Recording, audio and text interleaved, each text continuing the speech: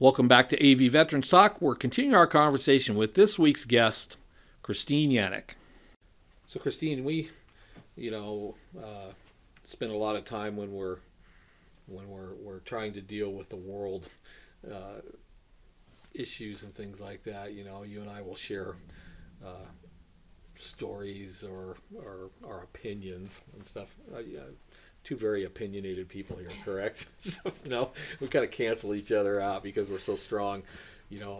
We do carry our patriotism on our sleeve. We do worry about our country. We worry about, directions it's going, but we're based in, service to country via military and young people and young women and women stepping up. And, as the NCO and the leader to a generation of those young soldiers like you were, and not so much me, I was just a lowly buck sergeant in the Air Force, but, today, now that we're out of the military world and stuff, we still want to bring up those young people and inspire them to, the greatness of our country, that we, especially those of us who serve, especially in what you've seen and what you've done and stuff, the importance of making sure that we're on guard for our freedoms. Reflect a little bit here and stuff, of where we are today and what you feel. Well, I actually have kind of a unique perspective, I think, because I have a nephew who just enlisted in the military. Mm-hmm.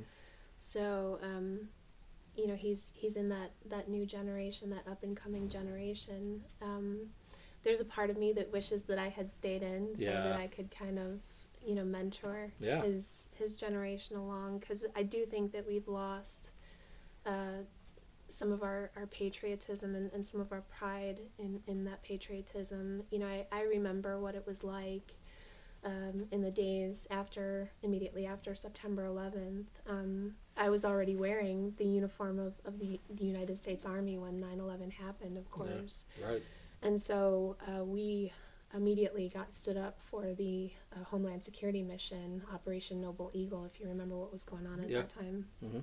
And so, just being a uniformed person on our streets in our country in the days after the attacks on 9/11, you couldn't walk into a store, you couldn't drive down the street. I mean, I would literally be stopped at a traffic light, and someone would be in a vehicle that was sitting a little bit higher than me, stopped next to me, and they would look down and see that I was in my uniform driving to or from wherever I was pulling static security as part of the Noble Eagle mission, and they would honk and wave and give you thumbs ups, and I just think that we've lost a lot of that, and I'm kind of afraid for my nephew and his generation of military service, or at least I have been for quite some time. Yeah.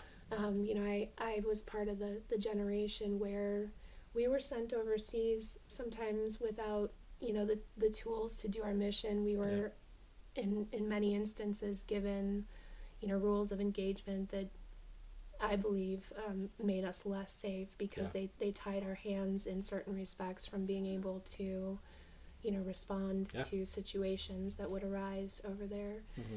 And as you know, politics has a way of permeating just about everything these days. It does. And when you're on the ground in a war zone, really there isn't a place for politics. Absolutely. Every day is a life or death situation, and so it's it's kind of scary. But I think that in terms of our leadership and the way that they view the military and the importance of the role that the military plays in keeping this nation safe and safeguarding our freedom, I think we're back on the right track. And so I'm hopeful that my nephew and his generation won't have to endure some of the challenges that we faced as part of that generation. Yeah, even just last night I noticed Lori, who is she works for the hospice here, and her, not her daughter, but one of her relatives is chosen to go into the military, and she was real concerned and things like that. But I think we're seeing a kind of a turning here and stuff, where young people now are thinking like, well, it's kind of getting back on track, stuff, because we're going to find those patriots still, and from the heartland of America is where those young people still step up. Right, and I know that there's always two different perspectives, Yeah.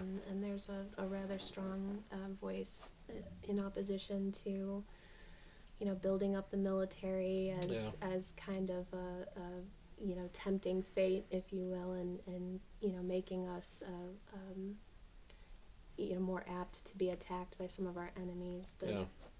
that's not, from my experiences for almost 20 years in the military, that's not what I experienced personally. Yeah.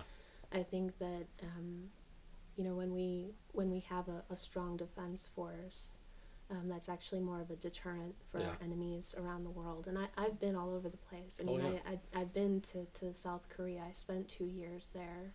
I've been to the Middle East. I've spent 3 years of my life there. So You spent time in the Pentagon too, didn't you?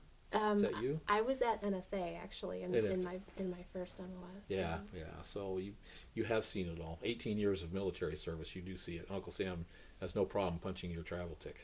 And it's funny because I was gonna go in, do my 4 years, see a little bit of the world, get some money for college, get some real world experience, and then get out and go back to school. And it's funny how you stayed the course. You know what? Yeah, you did. So that's amazing. So I'll finish this up right now and stuff. And I'll come back and we'll finish this up with a little fun, okay, and stuff. And we'll wrap this up. So we'll be right back here with Christine.